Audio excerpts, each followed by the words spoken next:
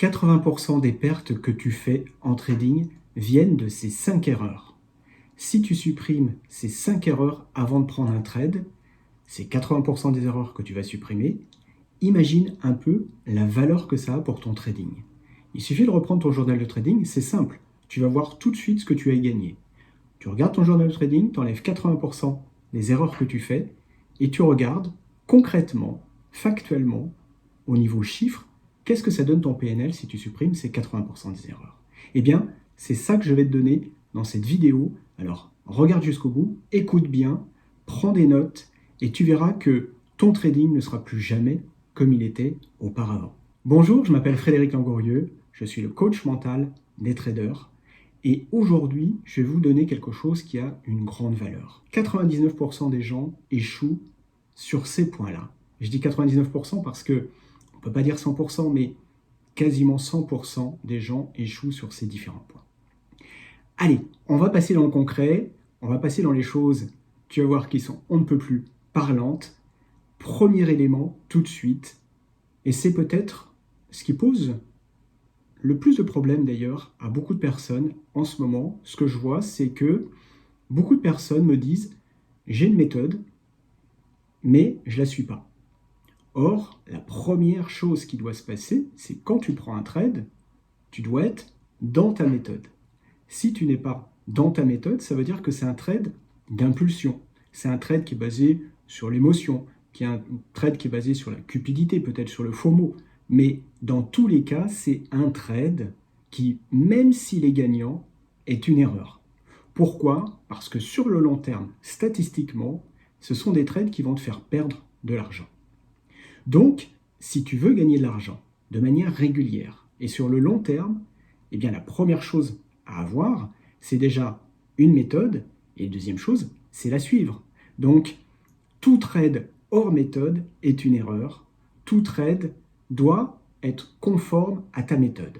Et déjà, ça t'oblige à te poser la question, c'est quoi ta méthode? Est-ce que ta méthode, elle est bien ficelée? Est-ce qu'elle est claire? Est-ce que, effectivement, tu la suis systématiquement? Et ça, c'est la première grande erreur.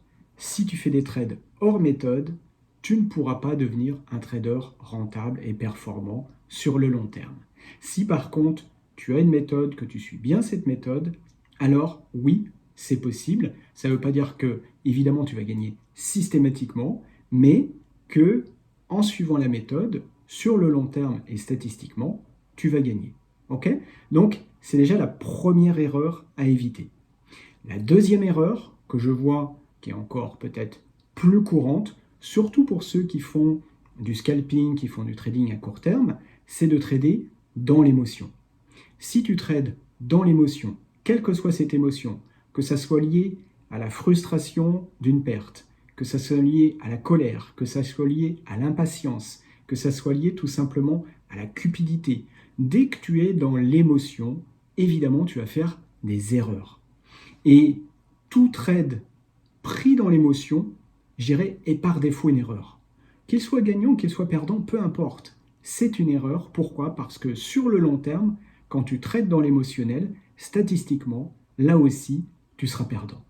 Donc, il ne faut pas être dans l'émotionnel. Alors tu vas me dire, c'est facile de dire ça, mais comment on le fait?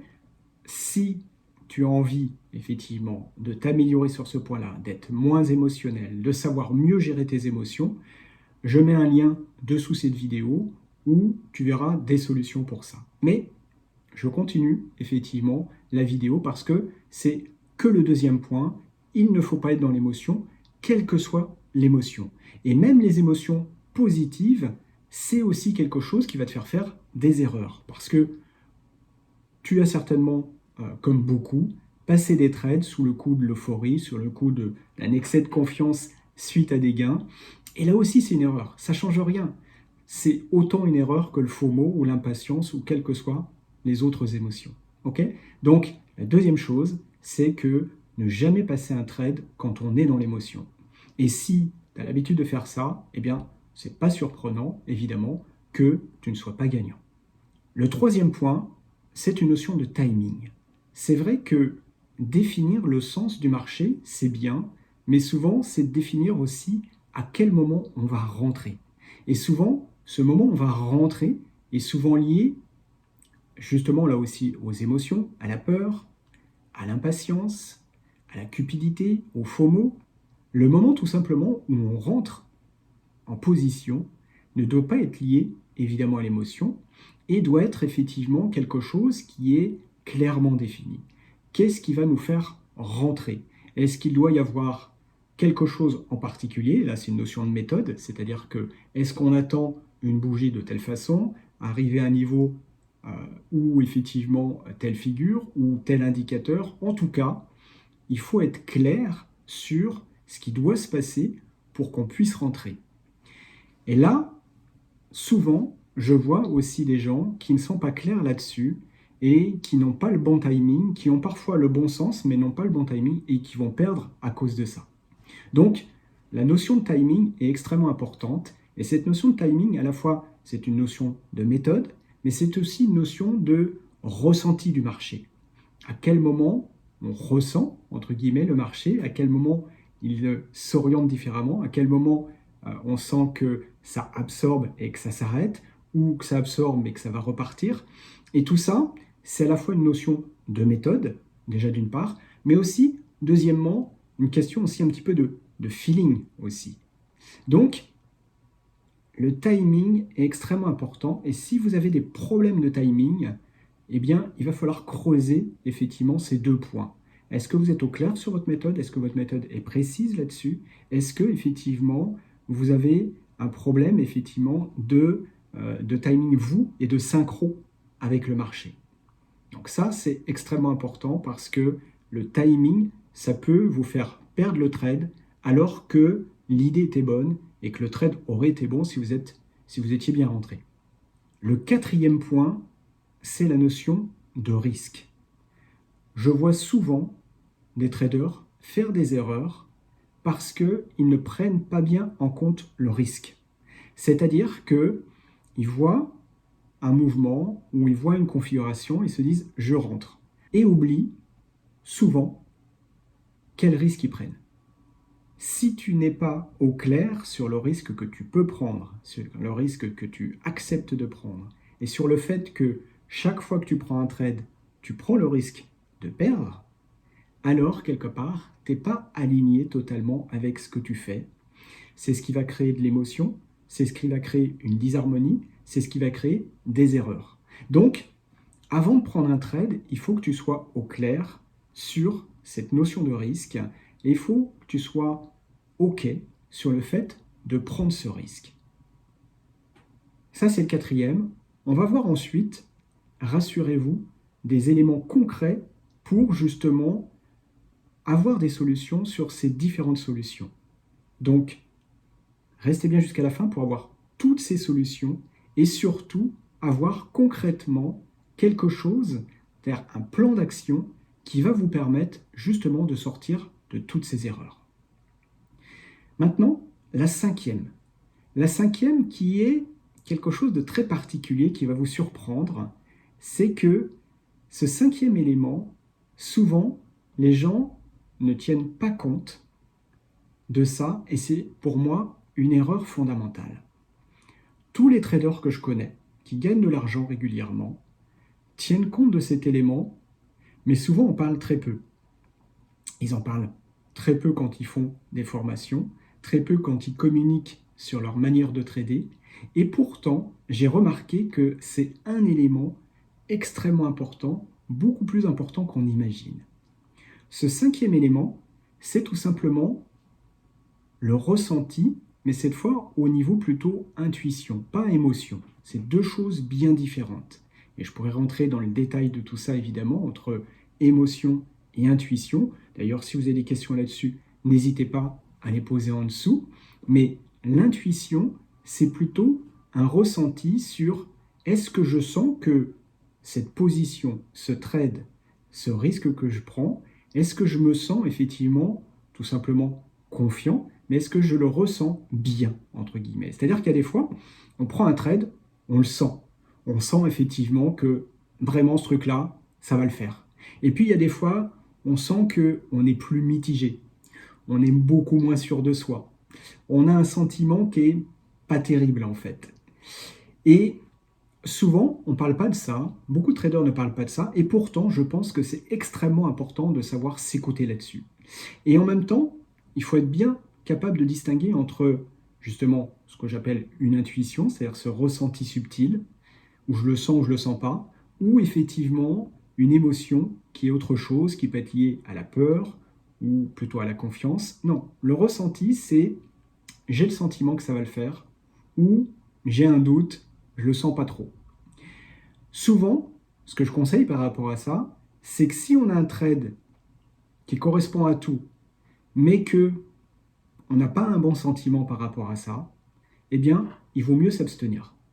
Il vaut mieux écouter cette petite voix intérieure que je pense il est important d'apprendre à écouter parce que souvent, elle dit juste, mais souvent c'est du chuchotement, c'est subtil, et si vous êtes dans l'émotion, vous ne l'entendrez pas. Si vous êtes dans la peur, vous ne l'entendrez pas. Si vous êtes dans, je dirais, toute autre émotion, vous ne l'entendrez pas. Il faut que vous soyez débarrassé de vos émotions pour pouvoir ressentir cette petite intuition. Et c'est ce qui fait parfois que certains traders ont des très bons résultats en démo et ensuite n'ont pas les bons résultats en réel. Pourquoi? Parce que en démo, on peut avoir cette intuition parce que c'est subtil, on l'entend parce qu'il n'y a pas d'émotion à ce moment-là. Mais quand on arrive en réel, comme il y a de l'émotion, eh bien là, le problème, c'est que vous n'arrivez plus à entendre cette intuition. Et pourtant, tous les traders que je connais qui gagnent de l'argent, en général, tiennent compte de cette partie-là. Et quand ils ne sentent pas un trade, ils n'y vont pas. Par contre, ça ne veut pas dire qu'obligatoirement, parce qu'ils le sentent, qu'ils vont y aller, si ça ne correspond pas à leur méthode, si ça ne correspond pas effectivement à une configuration qui correspond pour eux à ce qui est juste. Mais par contre, inversement, s'ils ne le sentent pas, éventuellement, ils vont s'abstenir. Et souvent, ça va leur éviter beaucoup d'erreurs. Et si toi aussi tu sais faire ça, ça va t'éviter beaucoup d'erreurs là aussi. Donc, si tu arrives à supprimer toutes ces sources d'erreurs, ces 5 sources d'erreurs, la première, c'est effectivement, il faut éviter tous les trades hors méthode. La deuxième, éviter tous les trades qui sont liés aux émotions, que ce soit FOMO, peur, que ce soit avidité, que ça soit impatience, que ça soit revenge trade, etc. La troisième chose, c'est le problème de timing, d'être dans le bon timing, et ça c'est une bonne connaissance du marché, un bon feeling qui va vous permettre ça, et aussi une bonne méthode. Et puis, le quatrième, c'est la notion de risque. Il faut que vous soyez en accord avec ce risque, et ça, effectivement, ça va tout changer. Et le cinquième, c'est l'intuition. Alors, comment vous allez mettre tout ça en place? Eh bien, le mieux, c'est pour ça que je vous mets dans le titre, en 60 secondes, vous pouvez éviter 80% de ces erreurs, 60 secondes, voire moins, pour vous poser justement 5 questions. Ces 5 questions vont être liées justement à ces 5 erreurs pour éviter ça. La première question, vous en doutez, c'est est-ce que ce trade est dans la méthode? Si la réponse est non, eh bien, il n'y a pas de trade, c'est aussi bête que ça. La deuxième chose, c'est, avant de passer un trade, est-ce que vous êtes dans l'émotion ou est-ce que vous êtes neutre à ce niveau-là? Si vous sentez que vous êtes dans l'émotion, lié à un trade d'avant, lié à autre chose, peu importe, eh bien, il faut vous abstenir. Il faut revenir d'abord à l'équilibre. Et si vous voulez des exercices pour ça, si vous voulez effectivement travailler là-dessus, parce que les émotions, c'est vraiment quelque chose souvent de difficile pour les gens, vous avez un lien en dessous qui vous aidera par rapport à ça. Donc, si vous êtes dans l'émotion, pas de trade non plus.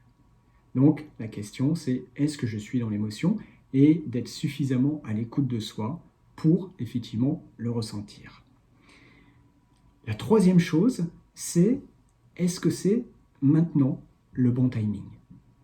Et ça, c'est la connaissance du marché, l'expérience qui va vous aider là-dessus et la méthode. La quatrième, c'est la notion de risque. Donc, c'est est-ce que je suis prêt à prendre ce risque pour gagner ça? Et donc, évidemment, ça nécessite d'avoir évalué votre risque avant. Si vous avez évalué votre risque, si vous posez votre question, est-ce que je suis prêt à prendre ce risque? C'est un peu un pari, chaque trade. C'est jamais une certitude. quelle que soit la configuration, quelles que soient les habitudes, quel que soit ce que fait le marché habituellement, il n'y a jamais de certitude. Donc, il y a toujours un risque. Est-ce que je suis OK avec ce risque? Est-ce que je suis OK à prendre ce risque? Si la réponse est oui, vous y allez. Si la réponse est non, eh bien, vous n'y allez pas. Il y a deux raisons à ça. C'est que soit votre risque, il n'est pas OK par rapport à ce que vous pouvez gagner, et là, il faudra revoir votre méthode peut-être, soit, tout simplement, en fait, l'enjeu est peut-être trop important à ce moment-là pour vous. Et ça veut dire quoi? Ça veut dire que peut-être il faudrait tout simplement baisser le levier, s'habituer à moins, et ensuite, petit à petit, remonter pour pouvoir en arriver jusque-là. Et puis, la dernière chose, c'est la notion d'intuition. C'est tout simplement se poser la question, est-ce que je le sens bien, ce trade? Et juste de s'écouter par rapport à ça, est-ce qu'on le ressent bien, ce trade, ou pas? Si oui, on y va. Si on a un doute, je dirais que par défaut, la réponse est non à ce moment-là. Et on n'y va pas. Vous allez voir que si vous respectez ce filtre de ces 5 questions, vous allez vous éviter 80% des erreurs, comme je vous le disais au départ. Vous allez trader beaucoup moins, il y a beaucoup de trades que vous n'allez plus passer, et vous allez voir que pour votre plus grand bénéfice, vous allez passer moins de trades et vous allez gagner beaucoup plus. Je vous souhaite un très bon trading avec ce filtre des 5 questions. Pensez à liker la vidéo, pensez à vous abonner si ce n'est pas encore le cas pour avoir d'autres vidéos comme ça qui peuvent vous aider dans votre trading. Pensez à mettre des commentaires aussi en dessous sur la façon dont tout simplement cette vidéo vous parle, dont aussi peut-être elle vous aidera, et peut-être même de revenir par la suite dessus, de mettre des commentaires une fois que vous aurez testé tout simplement ces 5 questions et de voir comment ça peut vous aider. Je vous souhaite une excellente journée, je vous dis à très bientôt.